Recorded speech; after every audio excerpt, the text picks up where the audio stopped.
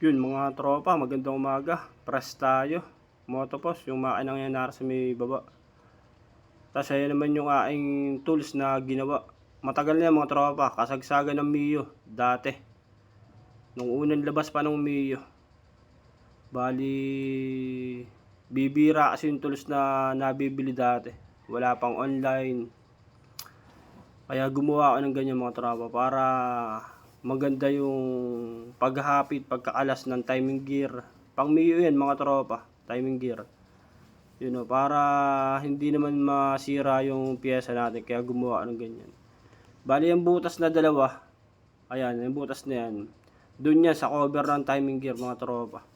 Sa air breather ng Mio na itutornilyo, tapos pipihitin mo nila yung bolt na 12. Tapos ito na mga tropa, testing natin. Tignan nyo mga tropa, pagka titingnan parang pornakal, pero hindi yan ganyan, hindi ganyan gamitin mga tropa.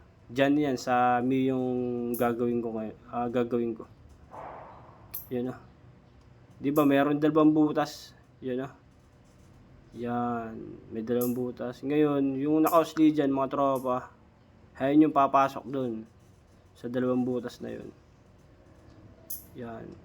'Di ba? Para pagka pipitin, maganda yung kilos. Yan, 'di ba? Pipitin, kakalasin, luluwagan. Hindi mo pepersa yung yung timing chain at saka yung tensioner mga tropa. Hindi siya mapepersa. Kasi pagka wala tayong ganyan, mapepersa yung yung timing gear. Bang hirap magsalita mga tropa pagka bungi kasi ako, kaya medyo hindi maganda yung dating ng salita. Ayan mga tropa, bali